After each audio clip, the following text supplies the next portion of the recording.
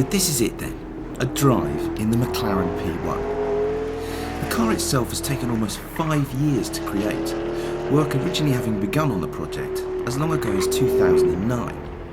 McLaren invited us out to Bahrain to drive the car, and we drove it on both the roads around the circuit and on the GP track itself. But before we climb aboard, here are some facts about the P1 that you should know. The P1 costs £866,000, and there will only ever be 375 examples built, all of which, claims McLaren, have now found homes. At its core, the car boasts a two-seater carbon fibre tub, much like that of a Le Mans prototype racing car. It's propelled by two different power sources. The first is a twin-turbo 3.8-litre V8 that produces 727 horsepower and 531 pounds-feet of torque. The second involves an electric motor that produces a further 176 bhp and 192 pounds-feet of torque. This provides the P1 with combined outputs of 903 bhp and 664 pounds-feet of torque. The car also features an actively managed, hydraulically controlled aerodynamic package with a vast rear wing that, when deployed, generates an incredible 600 kilograms of downforce at 150 miles an hour. It also boasts a super fast dual clutch gearbox, layered carbon ceramic brakes, phenomenally clever traction and ESP systems, plus Formula 1 style push to pass and drag reduction systems. As a result, the P1 is a technological tour de force, no question. But also, claims McLaren, it's a driver's car to its very core. So maybe it's time to find out if that's true. Right, this is one of these moments that really just needs to go in here and remain in here and in here for the rest of the time, because I don't reckon I'm going to get another go at this car. This is the P1.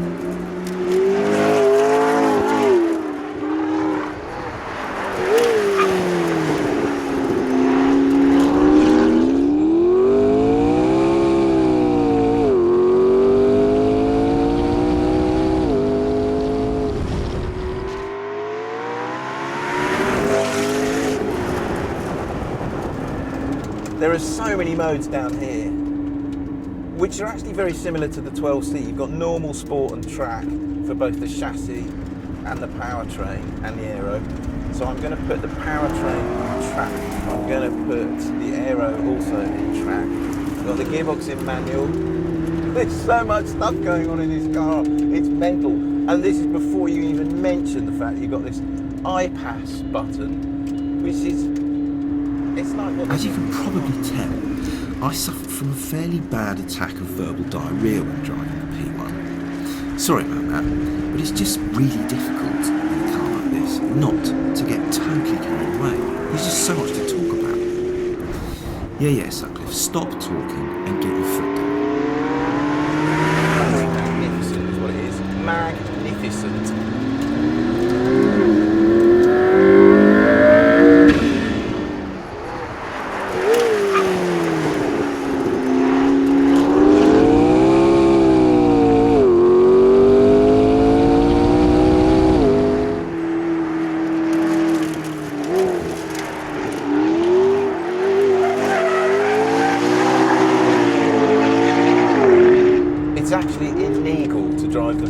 On the road in race mode, because the ride height drops by 50 millimeters, the massive great big rear wing comes out of the back, and it basically makes the lights illegal and all the pedestrian impact zones illegal because the car is so much lower, and then it gets stiffer. You get 600 kilograms of downforce at 150 miles an hour in race mode. 600 kilograms.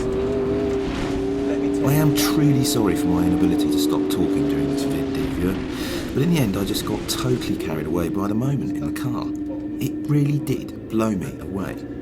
I've never driven anything else quite like the P1, to be honest.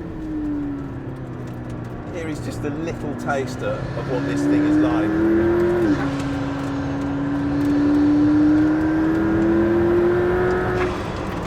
Sounds really bad, doesn't it?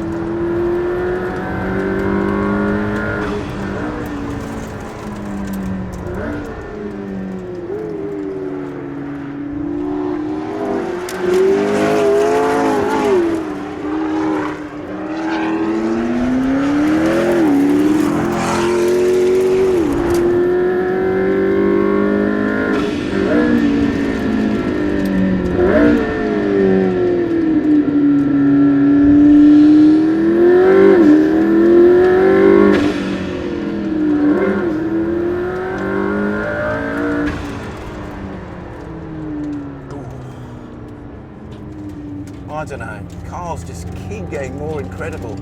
A couple of months ago, I drove the Porsche 918 Spyder, and I couldn't believe how fast and capable, but also how really kind of raw and good it felt as a driver's car. But this thing goes to another level. The involvement is just so much richer in this car than it is in the 918 Spyder. There is only one question left to answer in that case, and that is whether the LaFerrari will go one better even than the P1. I cannot see it. This thing is the pinnacle as far as I'm concerned at the moment.